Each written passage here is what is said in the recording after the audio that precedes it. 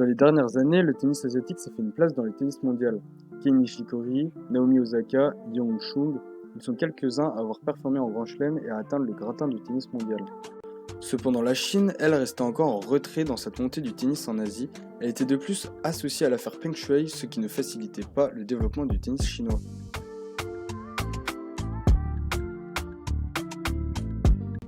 Sur le circuit féminin, le tennis chinois semble avoir pris une nouvelle tournure avec environ 5 joueuses dans le top 100. Cela avait commencé dès 2011 lorsque Lina remporte Roland Garros, d'ailleurs la première chinoise à remporter un tournoi du Grand Chelem, puis l'Open d'Australie en 2014. À cette époque, la chinoise occupait la 4e place mondiale à la WTA. La génération féminine d'aujourd'hui est représentée par l'espoir Qinwen Zhang, 20 ans, 21e mondial, ayant déjà performé sur le circuit WTA avec une victoire à Valence en 2022, un 8e de finale à Roland Garros ou encore un quart de finale à Rome cette année. Chez les hommes, c'est seulement depuis cette année que les Chinois ont performé et ont battu des records.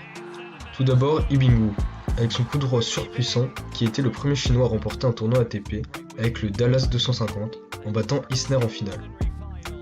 Puis plus récemment, Zhizhen Zhang qui est devenu le premier Chinois à atteindre les 8e de finale en Masters 1000, lui qui était déjà devenu le premier Chinois à rentrer dans le top 100 ATP. Ce même Zhizhen Zhang a d'ailleurs atteint le 3e tour de Roland Garros cette année, éliminé seulement par Casper Ruud en 4-7. On peut également parler de Bu Yuanchao-Kete, 21 ans, un joueur très mobile qui pourrait facilement intégrer le top 100 ATP, et notez qu'il battait Holger Rune chez les juniors.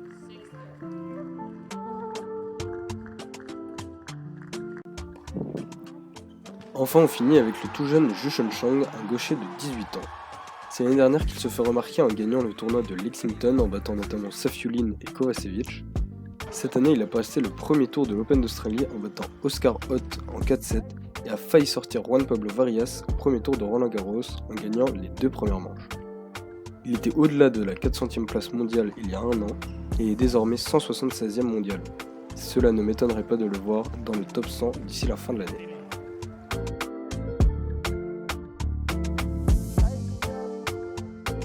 On peut donc se demander à quoi est due cette émergence du talent chinois dans le tennis depuis quelques années. Plusieurs facteurs rentrent en compte. Tout d'abord, on peut parler de l'académie de Juan Carlos Ferrero qui a ouvert en 2014 à Shenzhen dans le but de former au mieux les joueurs les plus performants du pays. On peut aussi penser que l'intégration des tournois de tennis professionnels sur terre chinoise dès 2004 avec le tournoi de Pékin et 2009 avec le Masters 1000 de Shanghai ont facilité le développement du tennis chinois. Suite au Covid-19 puis à l'affaire Peng Shuai, les tournois chinois tels que Zhuhai, Chengdu, Pékin ou Shanghai furent retirés. Cette année, ils sont de nouveau inscrits au calendrier ATP et permettront sûrement une diffusion du tennis en Chine, de quoi donner envie à de futurs champions. Pour conclure, la Chine devra avoir de bons tennismen professionnels dans quelques années, cependant cela reste difficile de promouvoir le tennis dans un pays où le tennis de table est roi.